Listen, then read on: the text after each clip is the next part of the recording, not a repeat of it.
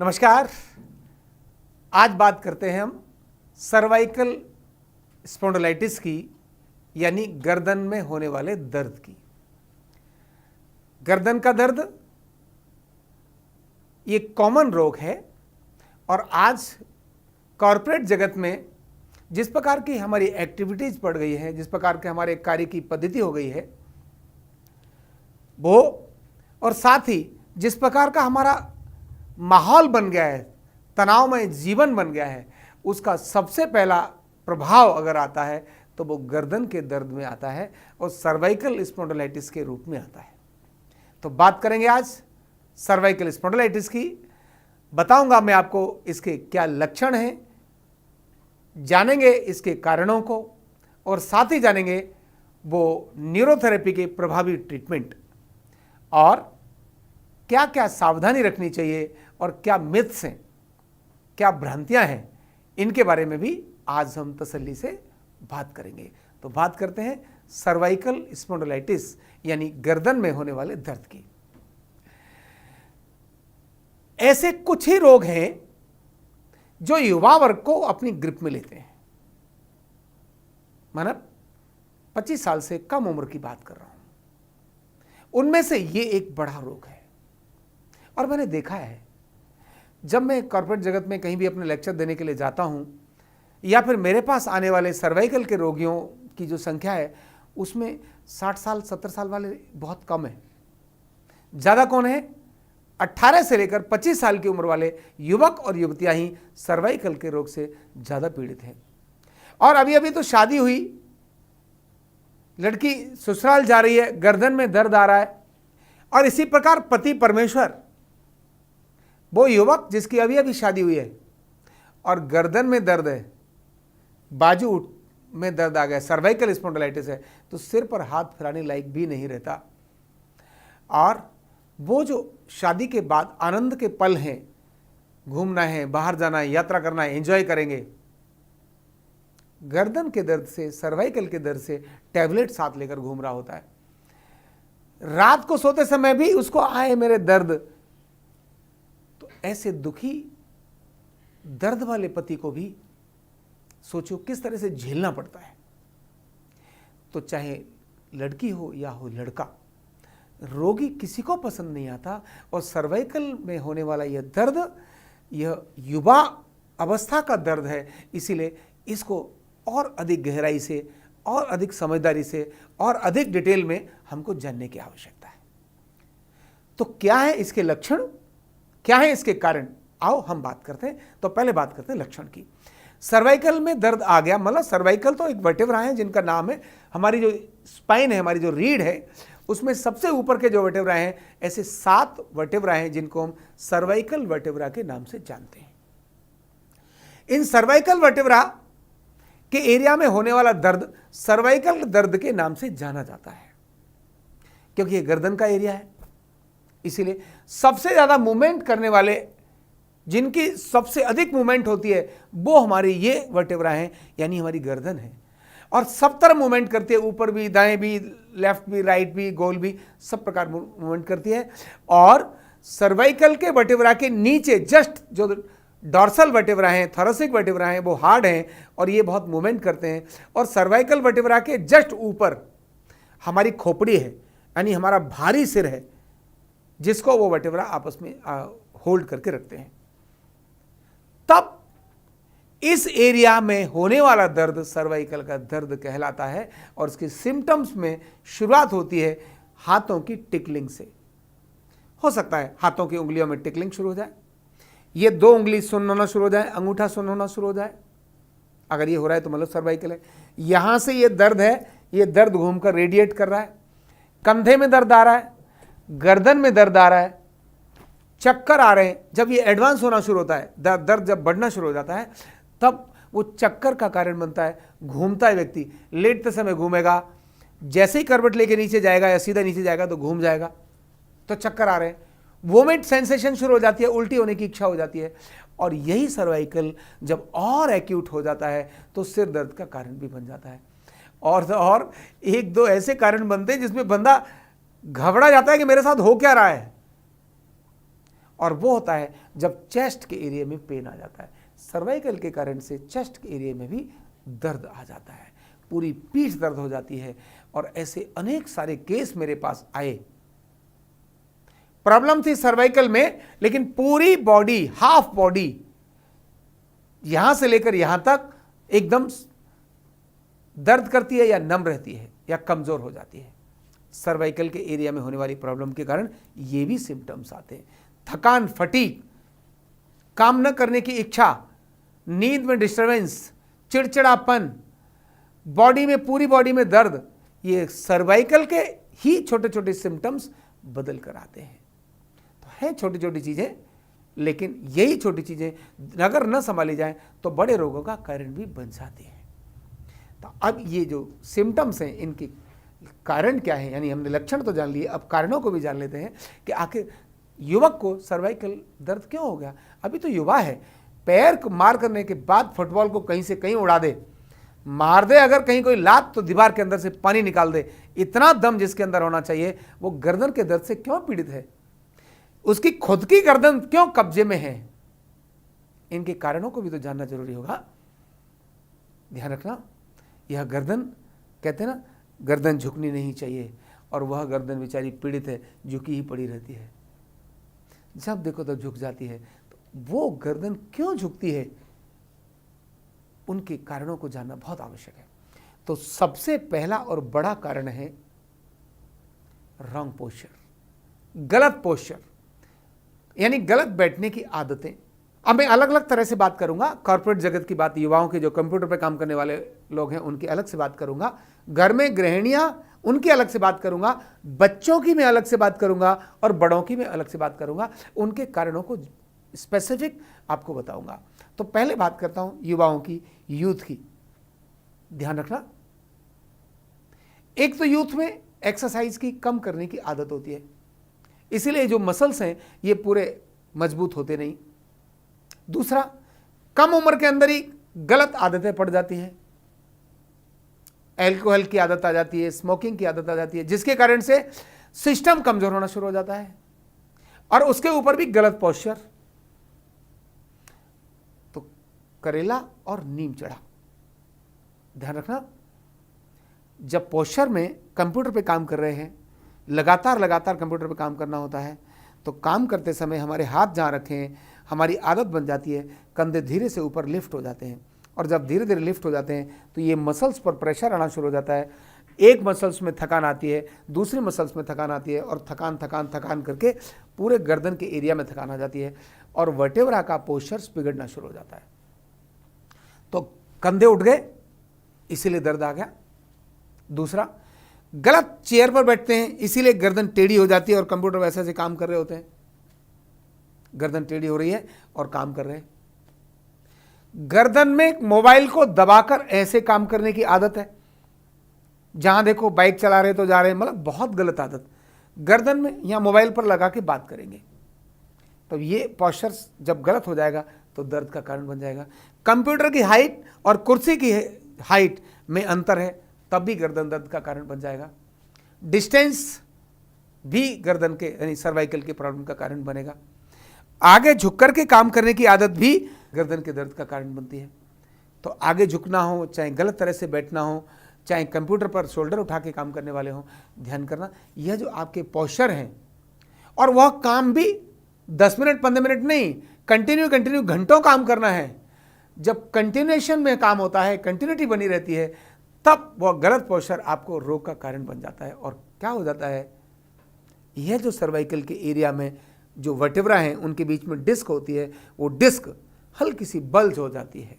Bulge होने के बाद नर्व को कंप्रेस करती है, और जिधर की नर्व कंप्रेस होती है उस एरिया में दर्द आना शुरू हो जाता है। तो युवाओं में रॉन्ग पोस्चर बहुत बड़ा कारण है। सेकंड, युवाओं में एक बहुत बड़ा कारण और भी है, और वो है जिम। कम एक्सरसाइज करने के बाद, पूरी बॉडी को वार्म अप करने बिना किए हुए जब हम वेट लिफ्ट करना शुरू कर देते हैं, झटका लग जाता है, यानी इंजरी हो जाती है, तब भी यह दर्द आ जाता है। सावधानी पूर्वक ड्राइविंग जब हम नहीं करते, तब भी हमारी गर्दन में दर्द आ जाता है, और एक ही पोस्चर में देर तक बैठे रहते हैं, तब भी दर्द आ जाता है। तो युवाओं का एक बड़ा कारण इस दर्द का ये है। अब आते हैं युवा से पहले वाली अवस्था में। क्यों? यही अवस्था आगे युवाओं को दर्द का कारण बनती है, वो है बच्चों में। कौन सी गलती बच्चे कर रहे हैं जिसके कारण से सर्वाइकल का दर्द आएगा? तो उसमें है मोबाइल का बहुत ज्यादा उपयोग। मोबाइल का अधिक उपयोग करते रहने से व्हाट्सएप है, सोशल मीडिया है, इनमें अधिक उपयोग करने से पोस्चर गलत होता है और दर्द आता है। और गलत खाने पीने की आदत। कॉलेज में पढ़ने नहीं, स्कूल में पढ़ने वाले बच्चे भी जब मैं देख रहा हूं रेस्टोरेंट में बैठे होते हैं तो इधर होता है पिज्जा बर्गर, साथ में होता है कोल्ड ड्रिंक्स। अरे पिज्जा और बर्गर अपने आप में बड़ी बढ़िया चीज है आपका पेट को बर्बाद करने के लिए। उसके साथ भी आपने और अमृत पान रख लिया है, कोल्ड ड्रिंक्स रख लिया है। यानी इधर पिज्जा खा रहे हैं, इधर बर्गर खा रहे हैं, इधर चाउमीन खा रहे हैं, इधर नूडल्स खा रहे हैं, साथ ही साथ कोल्ड ड्रिंक्स भी पी रहे हैं। अरे कोल्ड ड्रिंक अपने आप में शरीर की दुश्मन है। वो साथ में दो दुश्मन एक साथ मिल गए तो उड़ा देंगे। तो यह जब आदत बनती है और कॉमन बच्चों की आदत बनती है, मैंने देखा है छोटे बच्चे भी चाउमीन पर, मोमोज पर, इन पर लगे होते हैं। यह लगने से उनका डाइजेशन खराब होता है, अपच होना शुरू हो जाता है। और जब अपच होना शुरू हो जाता है तब हड्डियां और मसल्स दोनों कमजोर होना शुरू हो जाती हैं, क्योंकि जो मसल्स को तत्व चाहिए, जो हड्डियों को तत्व चाहिए, वो पूरे मिलते नहीं है। और इसीलिए थोड़ा सा गलत पोस्चर ही सर्वाइकल का कारण बनता है। केवल गलत पोस्चर सर्वाइकल का कारण नहीं है। नहीं तो गांव में रहने वाले किसान, वो तो खेत के अंदर खेत में लेट जाता है, सिर के नीचे हाथ लगा के ही, एक मिट्टी का ढेला सिर के नीचे लगाकर ही सो जाता है और गर्दन का दर्द नहीं होता उसको। गलत पोस्चर तब दर्द का कारण बना जब आपका डाइजेशन ठीक नहीं था, आपके शरीर के अंदर आवश्यक पोषक तत्व ठीक नहीं थे। तो बच्चे ने गलत खाया, गलत तरह से खाया और टीवी देखते हुए खाना खाया, डाइजेशन खराब हो गया, सर्वाइकल की प्रॉब्लम आ गई। तो इसीलिए बच्चों की वह गलती जब वो बड़ा बनता है तब थोड़ा सा पोस्चर ही उसको गर्दन के दर्द का कारण बन जाता है। जब एक्टिविटीज कम हो जाती हैं, फिजिकल एक्टिविटीज कम हो जाती हैं, जिम कोई एक्टिविटीज में नहीं आता, योग एक्टिविटीज के अंदर आता है, मैदान की दौड़ आपकी एक्टिविटीज के अंदर आती है। केवल जिम पर्टिकुलर मसल्स को तो स्ट्रेंथ देती है, होल बॉडी को स्ट्रेंथ देने के लिए होल बॉडी जैसी एक्सरसाइज करनी पड़ेगी। इसीलिए युवा अवस्था के अंदर पाचन ठीक नहीं था, तभी गड़बड़ा गया और युवाओं में जल्दी सेक्सुअल एक्टिविटीज इनके गर्दन दर्द का कारण आती है। क्यों? ध्यान रखना, सप्त धातु से शरीर बना है, 7 धातुएं, जिनमें से सबसे पहली है रस, फिर है रक्त, फिर है मांस, फिर है मेद, फिर है अस्थि, फिर है मज्जा। अस्थि मतलब हड्डी, फिर है मज्जा यानी हड्डी में रहने वाला जो बोन मैरो, अस्थि, मज्जा, देन शुक्र है यानी वीर्य है। युवक और युवतियां जल्दी इसका ह्रास करते हैं, कम उम्र के अंदर 7वीं अनमोल धातु का ह्रास करते हैं। ध्यान रखना, इसीलिए हड्डियों की कमजोरी आती है, इसीलिए मसल्स की कमजोरी आती है, इसीलिए न्यूरोलॉजिकल डिसऑर्डर्स आते हैं, इसीलिए पाचन ठीक नहीं होता है। तो यह जो उनके सप्त धातुओं का ठीक से शरीर में पर्याप्त मात्रा में न होने के कारण भी सर्वाइकल प्रॉब्लम आती है। तो अब बड़ी उम्र वालों को सर्वाइकल प्रॉब्लम क्यों आती है? तो बड़ी उम्र वालों में हड्डियों की कमजोरी हो जाती है, इसीलिए सर्वाइकल की प्रॉब्लम आती है। गलत पोस्चर उनके साथ भी है अधिक उम्र में, लेकिन कभी भी ऐसा नहीं होता। सर्वाइकल आता ही 45 साल से कम उम्र वालों को है, उसके बाद बहुत कम आता है, बहुत रेयर आता है।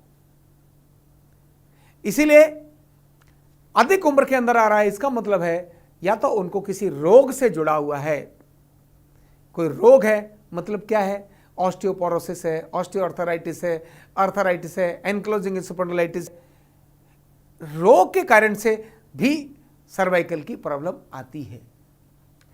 तो बड़ी उम्र में आई, रोग के कारण से आ गई, झटका लगना, एक्सीडेंट होना, ये एक अलग विषय हो जाता है। तो है सर्वाइकल की प्रॉब्लम, इसके नाम अलग हो सकते हैं, कहीं सर्वाइकल स्पॉन्डिलाइटिस हो सकती है, कहीं सर्वाइकल स्पॉन्डिलोसिस हो सकता है, कहीं डिस्क बल्ज हो सकता है। जब हम उनके मेडिकल टेस्ट कराते हैं तो उसमें आता है डिस्क हर्निएशन, डिस्क बाहर निकल गई इसीलिए नर्व को कंप्रेस कर रही है, नर्व कंप्रेसर दर्द हो रहा है। डीजेनरेटिव चेंजेस, कभी कभी सिस्ट बन जाती है, कभी कभी हड्डी की टीबी आ जाती है, ट्यूबरक्लोसिस के कारण भी सर्वाइकल का दर्द आ जाता है। तो रोगों के कारण भी सर्वाइकल का दर्द आता है, लेकिन ज़्यादा बड़ा कारण हमारे रहन सहन, हमारी गलत एक्टिविटीज़, हमारे गलत खाने पीने के और गलत पोस्चर के कारण से सर्वाइकल का दर्द आता है। तो हमने जाने सर्वाइकल के क्या है लक्षण और क्या है कारण। अब बात करते हैं सर्वाइकल अगर हो गया है तो क्या रखें सावधानी। तो सावधानी की जब बात आती है तो सबसे पहले उसके लक्षणों की जगह कारणों में जाना चाहिए। क्या कारण आपके सर्वाइकल का है? क्या चोट लगी थी? क्या आप रात को सिर के नीचे हाथ लगाकर सोते हैं? क्या मोटा पिलो लेके सोते हैं? क्या आप बेड पर पूरा ऐसे इस तरह के कर्म में सोते हैं? आपको लगातार काम करने की आदत है?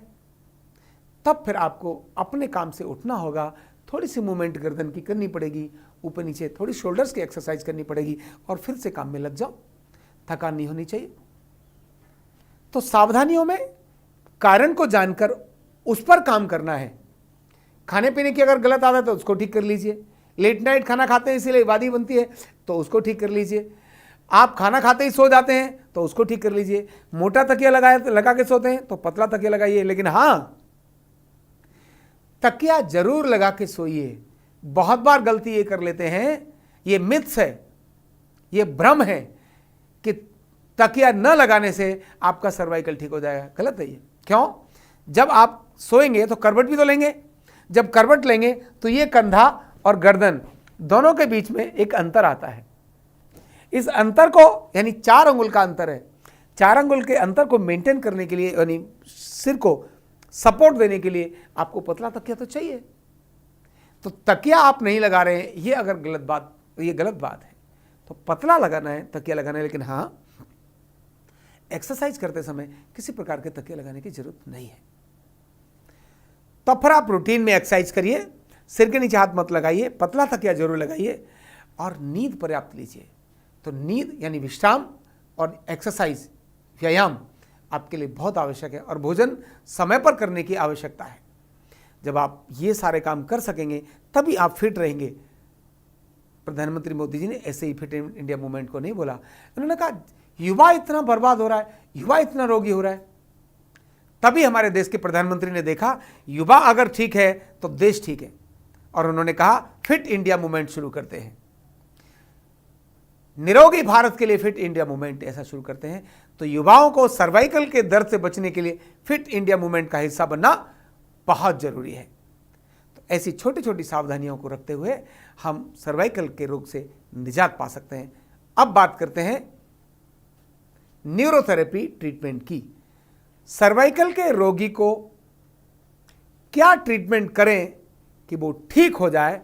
तो न्यूरोथेरेपी के अंदर सर्वाइकल के वर्टेब्रा को अलाइनमेंट करने का, सर्वाइकल मसल्स को मजबूत करने का और सर्वाइकल एरिया में आने वाली इन्फ्लामेशन का या किसी भी रोग के कारण से सर्वाइकल प्रॉब्लम आ रही है, उस सब का बहुत इफेक्टिव ट्रीटमेंट है।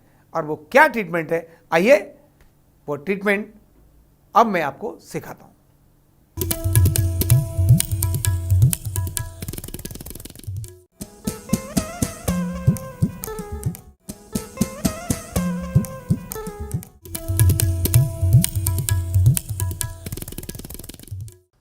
पॉइंट नंबर N3 में तकिया दोनों जंघों के नीचे एक पिलो लगाना और सेट करना।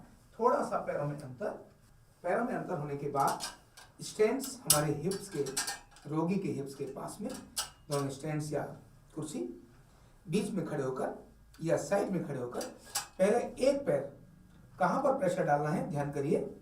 तो N3 है जो हमारा ये जॉइंट है, यहां से ये जॉइंट है थाई जॉइंट, यहां पर हमारा पैर, इधर वाला पैर इधर आएगा और इधर वाला पैर इधर जाएगा।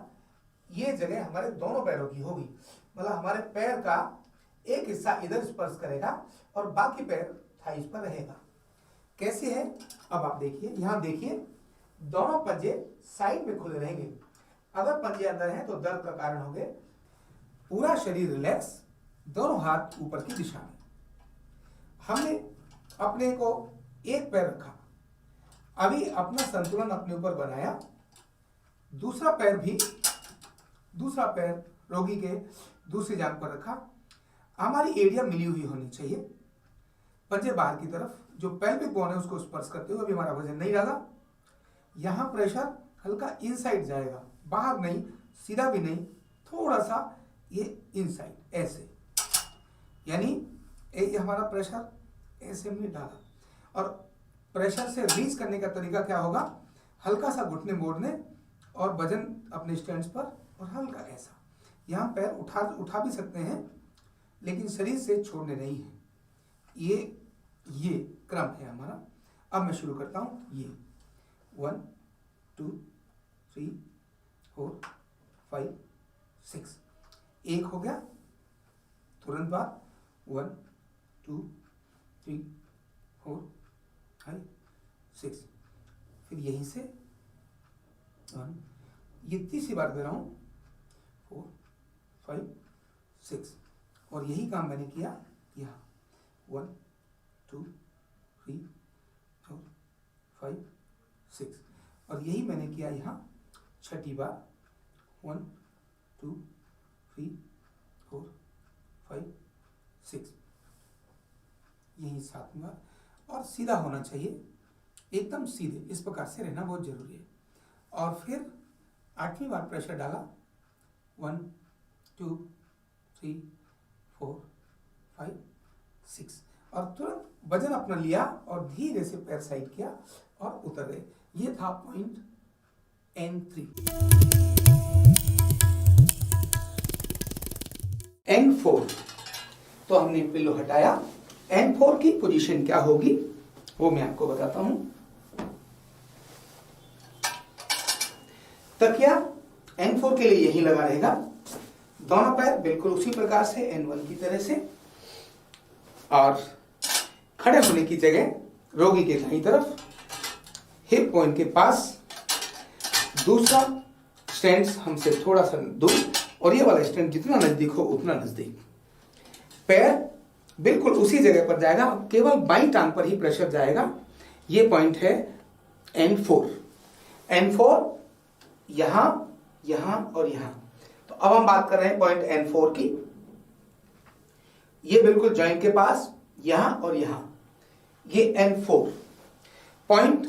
N4 ये सीधा प्रेशर 1 2 3 4 5 6, तीसरी जगह middle point 1 2 3 4 5 6,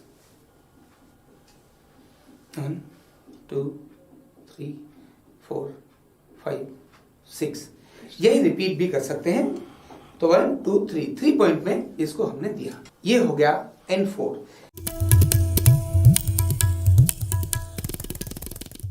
point N6। N6 में खड़े होने की स्थिति, एडी जमीन पर, पंजा एल्बो जॉइंट के पास। हमें इसको 3 पॉइंट्स में लेना है, एक यहां, दूसरा यहां, तीसरा यहां। इसी प्रकार से जंघा भी यहां एक, दूसरा यहां, तीसरा यहां, 3 जगहों पर लेना है। जंघा के पॉइंट वही हैं जो हम अब तक ले रहे हैं। बाजू के पॉइंट्स जरूर ध्यान करने हैं। खड़े होने का तरीका, पहले हम अपना वजन एड़ी पर लें, पहले अपना वजन एड़ी पर, और हल्का सा टच करें पंजा, हथेली ऊपर की तरफ। अपने स्टैंड्स पर अपना लगाएं वजन, संतुलन बनाएं, एड़ी पर अपना वजन रखें। दूसरा पैर उठाकर जंघा पर इस प्रकार से रखना है। देख लो, यानी मैंने पैर ऐसे रखा। अभी तक पैर हमारे ऐसे चल रहे थे, अभी ये पैर का डायरेक्शन इनसाइड आएगा, इसीलिए प्रेशर का एरिया हमारा यहां से यहां तक होगा। एड़ी और पंजा नहीं होंगे, पूरा पैर ऐसे जाएगा। देखिए कैसे शुरू करते हैं। N6 पैर यहां, अभी हमने प्रेशर नहीं डाला, ये पैर रखा, खड़े हुए और एक साथ प्रेशर स्टार्ट। 1 2 3 4 5 6, यहीं से ये पैर नीचे किया बीच में, और इस वाले पैर को भी नीचे लेकर गए स्टार्ट किया, 1 2 3 4 5 6।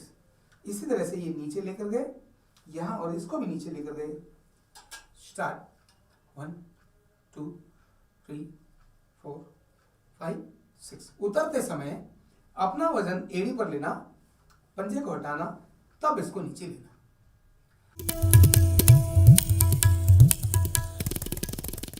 पॉइंट LK1 कैसे देते देखिए।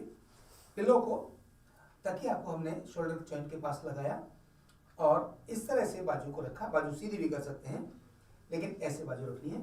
दूसरा पिलो दोनों टांगों के बीच में और लेफ्ट हैंड नीचे, राइट हैंड इधर। LK1 को हम राइट हैंड में देते हैं। कैसे देते हैं, कैसे रहेगा प्रेशर देखिए। ये हमारी स्टैंड की पोजीशन।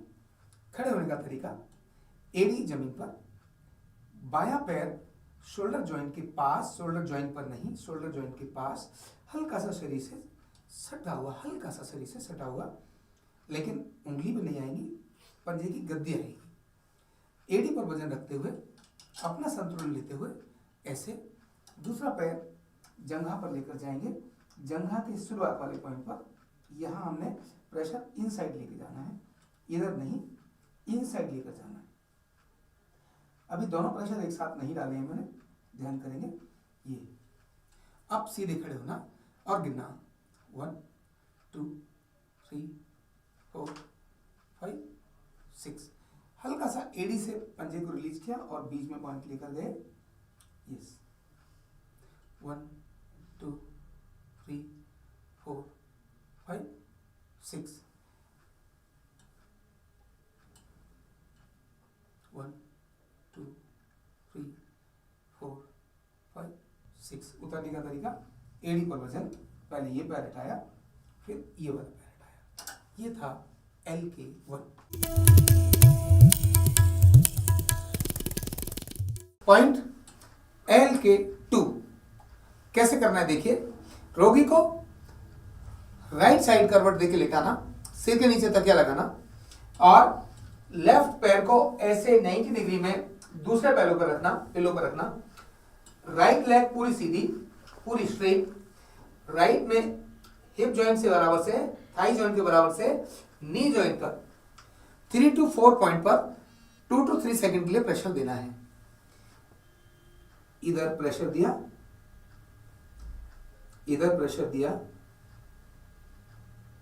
धीरे धीरे ये हो गया LK2। पूरा ऊपर से नीचे LK2 में 1 टाइम नीचे तक जाएगा। और अगर 2 LK2 है या 3 LK2 है तो 3 में यही काम 3 बार नीचे तक जाएगा। 3 बार का प्रेशर। ये पॉइंट हो गया LK2।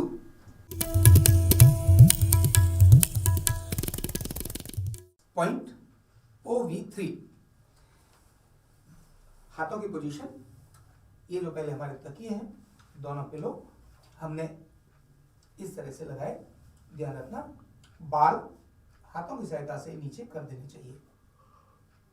दोनों हाथ OV1 और OV2 की तरह से रखना। दोनों हाथ एक से दूसरे ऊपर स्पर्श करेंगे।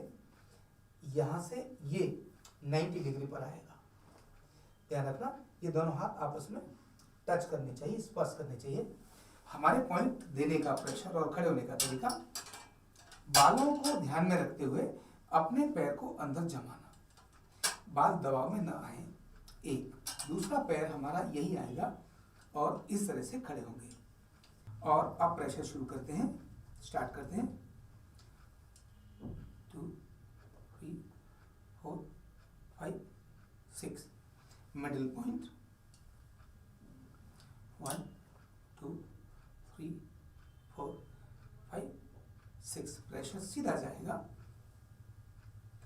1 2 3 4 5 6। उतरने का तरीका, एड़ी पर वजन लिया, एक पैर नीचे रखा, दूसरा पैर नीचे रखा और साइड लुक हो गए।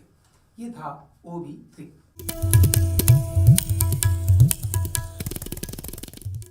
पॉइंट PT देखिए कैसे देते हैं।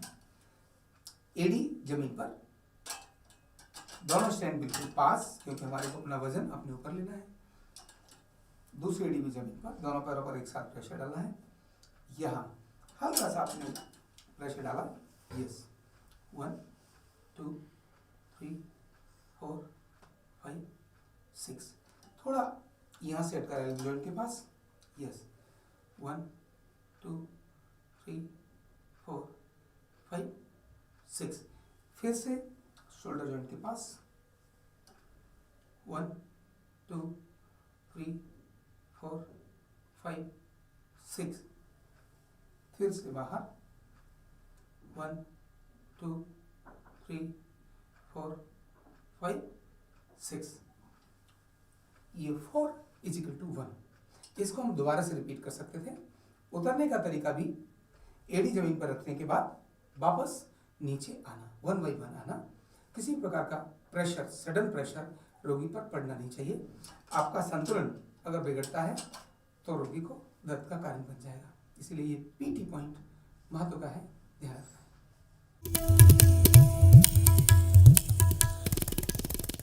पॉइंट का नाम है AD1। AD1 कैसे देते हैं आओ मैं दिखाता हूं। रोगी को सबसे पहले उल्टा लेटाना, उल्टा लेटाने के बाद उसके चेस्ट के नीचे 1.5 पिलो सेट करना। पहले एक पिलो लगाना, उसके बाद उसको आधा ओवरलैप करते हुए दूसरा पिलो लगाना, और इस प्रकार से चिन बीच में रखने के बाद रोगी को ऐसे और हाथ नीचे की तरफ करके लेटाना। लेटाने के बाद पॉइंट अप्लाई करना है, और किस जगह करना है तो हमारा जहां ये शोल्डर ब्लेड जहां ये खत्म होते हैं वहां से नीचे लगभग 6 अंगुल के बीच में हमको ट्रीटमेंट देना है। 3 जगह देना है। पहले यहां देना है 2 अंगुल पर, फिर 2 अंगुल पर, और फिर 2 अंगुल पर। ऐसे इन हथेलियों की सहायता से हमको मसाज देकर बाहर की तरफ खिंचाई करनी है। कैसे देखो, और ये देखिए 1 2 3 4 5 6, 1 2 3 4 5 6, 1 2 3 4 5 6, 1 2 3 4 5 6, 1 2 3 4 5 6, 2 3 4 5 6। मतलब ये पॉइंट है 2 = 1। अगर हमने 6 ADR दिया है लेकिन वो 2 = 1 3 पॉइंट्स पर है, इसलिए ध्यान करना। हमने AD1 6 बार देना है तो कैसे देना होगा देखिए। पहले पॉइंट पर 6, 1 2 3 4 5 6, 1 2 3 4 5 6, थोड़ा और नीचे, तीनों पॉइंट पर दिया। अब अगेन रिपीट, 1 2 3 4 5 6, 1 2 3 4 5 6, 1 2 3 4 5 6। यानी पहले यहां दिया 6, यहां दिया 6, और यहां दिया 6, फिर यहां दिया 6, यहां दिया 6, यहां दिया 6। ऐसे करके स्पाइन के बाद मसल्स को बाहर खींचना होता है। अब अगर मुझे 3 AD1 देना है तो कैसे देना होगा देखिए। 1 2 3, 1 2 3, 1 2 3, फिर 1 2 3, 1 2 3, 1 2 3। इस तरह से 3 जगहों पर 2 = 1। ये था AD1।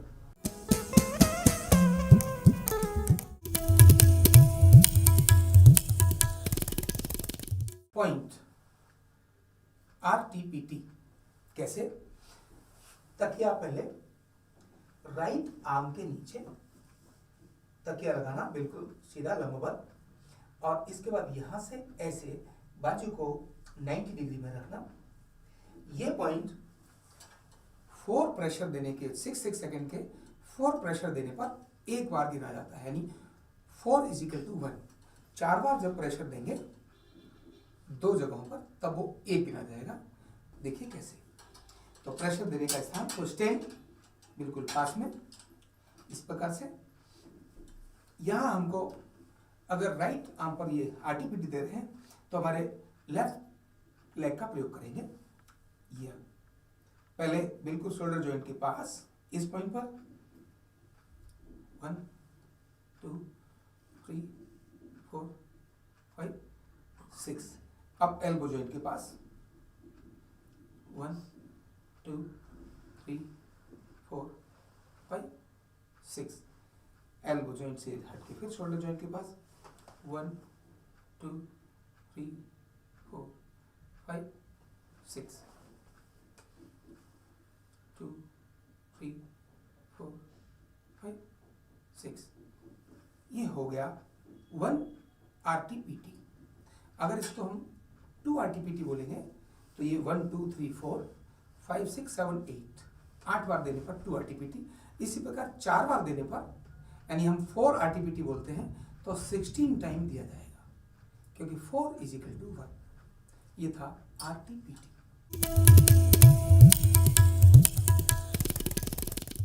Point N6। N6 में खड़े होने की स्थिति, एडी जमीन पर, पंजा एल्बो जॉइंट के पास। हमें इसको 3 पॉइंट्स में लेना है, एक यहां, दूसरा यहां, तीसरा यहां। इसी प्रकार से जंघा भी यहां एक, दूसरा यहां, तीसरा यहां, 3 जगहों पर लेना है। जंघा के पॉइंट वही हैं जो हम अब तक ले रहे हैं, बाजू के पॉइंट्स जरूर ध्यान करने हैं। खड़े होने का तरीका, पहले हम अपना वजन एड़ी पर लें, पहले अपना वजन एड़ी पर और हल्का सा टच करें पंजा, हथेली ऊपर की तरफ, अपने स्टैंड पर अपना लगाएं वजन, संतुलन बनाएं, एड़ी पर अपना वजन रखें, दूसरा पैर उठाकर जंघा पर इस प्रकार से रखना है। देख लो, यानी मैंने पैर ऐसे रखा। अभी तक पैर हमारे ऐसे चल रहे थे, अब ये पैर का डायरेक्शन इनसाइड आएगा, इसीलिए प्रेशर का एरिया हमारा यहां से यहां तक होगा, एड़ी और पंजा नहीं होंगे, पूरा पैर ऐसे जाएगा। देखिए कैसे शुरू करते हैं। N6, पैर यहां, अभी हमने प्रेशर नहीं डाला, ये पैर रखा, खड़े हुए और एक साथ प्रेशर स्टार्ट। 1 2 3 4 5 6। यहीं से ये पैर नीचे किया बीच में और इस वाले पैर को भी नीचे लेकर गए, स्टार्ट किया। 1 2 3 4 5 6। इसी तरह से ये नीचे लेकर गए यहां और इसको भी नीचे लेकर गए, स्टार्ट। 1 2 3 4 5 6। उतरते समय अपना वजन एड़ी पर लेना, पंजे को हटाना, तब इसको नीचे लेना।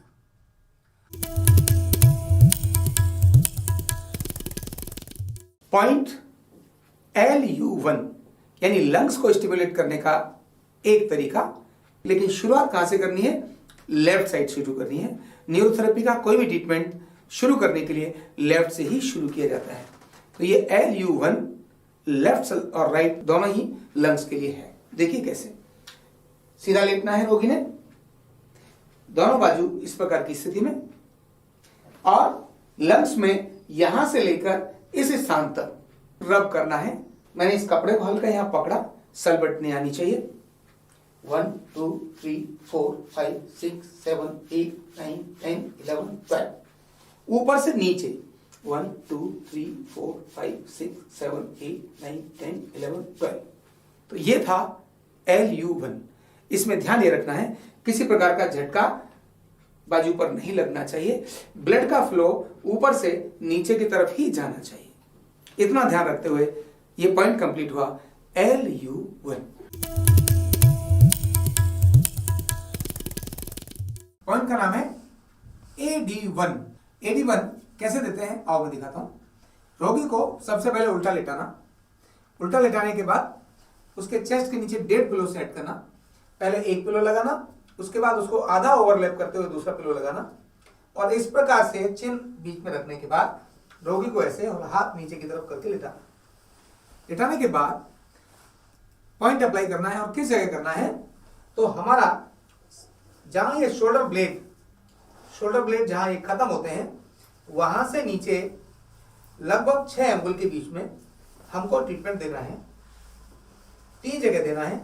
पहले यहां देना है 2 अंगुल पर, फिर 2 अंगुल पर, और फिर 2 अंगुल पर। ऐसे इन हथेलियों की सहायता से हमको मसाज देकर बाहर की तरफ खिंचाई करनी है। कैसे देखो, और ये देखिए 1 2 3 4 5 6, 1 2 3 4 5 6, 1 2 3 4 5 6, 1 2 3 4 5 6, 1 2 3 4 5 6, 2 3 4 5 6, मतलब ये पॉइंट है 2 = 1। अगर हमने 6 ADR दिया है लेकिन वो 2 = 1 3 पॉइंट्स पर है, इसलिए ध्यान करना, हमने AD1 6 बार देना है तो कैसे देना होगा। देखिए पहले पॉइंट पर 6 1 2 3 4 5 6 1 2 3 4 5 6, थोड़ा और नीचे तीनों पॉइंट पर दिया। अब अगेन रिपीट 1 2 3 4 5 6 1 2 3 4 5 6 1 2 3 4 5 6, यानी पहले यहां दिया 6, यहां दिया 6 और यहां दिया 6, फिर यहां दिया 6, यहां दिया 6, यहां दिया 6, ऐसे करके स्पाइन के बाद मसल्स को बाहर खींचना होता है।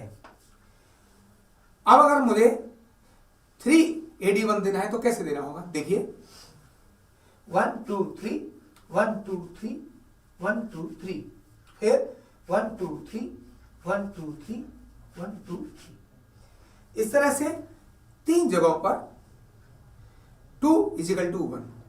ये था AD1। तो ये था सर्वाइकल का यानी गर्दन दर्द का न्यूरोथेरेपी ट्रीटमेंट। इस ट्रीटमेंट का लॉजिक क्या है, क्या करने से आपका गर्दन दर्द ठीक हो गया, आपकी डिस्क जो बाहर निकली थी क्यों अंदर आ गई, इसको लॉजिक, ये सारे लॉजिक मैं आपको अगले लेवल में शेयर करूंगा। अब अगले लेवल में आपको डिटेल में आपको बताऊंगा। तब तक के लिए बहुत बहुत धन्यवाद। नमस्कार।